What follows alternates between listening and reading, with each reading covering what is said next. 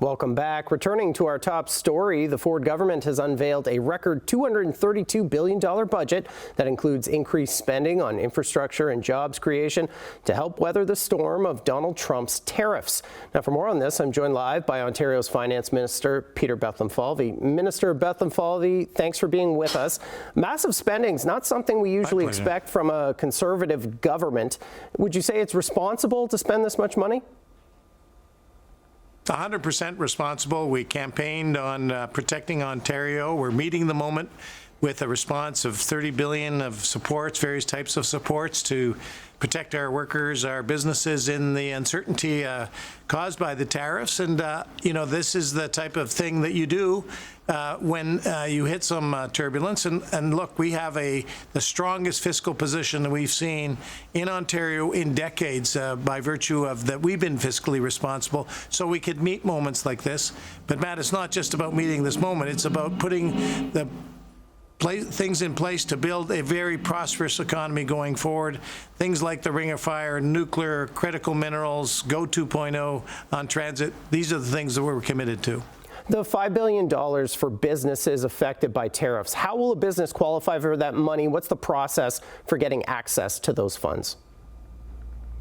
Well, first off, the immediate relief is around $11 billion just on tax deferrals of $9 billion, $2 billion for WSIB, $2 billion of rebates for companies, $1 billion for skills development, for retraining and reskilling. These are some of the immediate relief packages. But we're also got, as you mentioned, the Protect Ontario Fund, which is basically going to working with the federal government, looking at as we go through these tariff negotiations, as we go through this uncertainty and we start to get clarity, putting in place measures that will help support businesses and workers.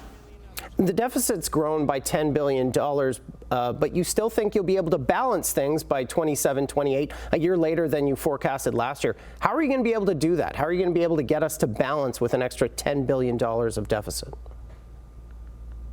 Well, one of the ways that we've been very close to balancing is that we've been investing in our economy. We've been growing the economy. It's now over $1.2 trillion.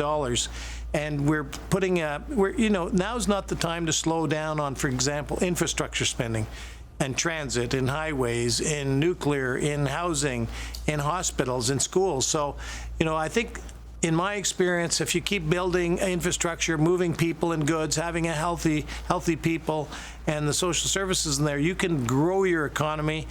We are doing that. We're working with the federal government now on nation building type projects, those things that the Ring of Fire, our nuclear, and we're going to become an energy superpower, our transit infrastructure. These are the types of things that will pay dividends for our economy and be able to fund our world-class healthcare, education, and social services.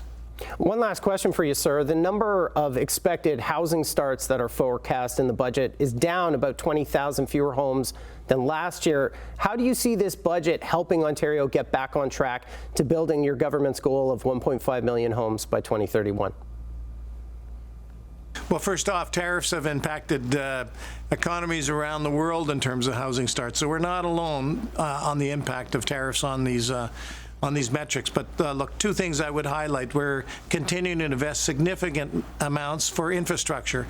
So we announced an additional $400 million earlier this week with the Association of Municipalities and mayors who need money to help them build the infrastructure, the wastewater, the water, the sewage, so they can build the homes. The second thing is cutting red tape and focused on development charges, which we announced legislation on Monday that we filed.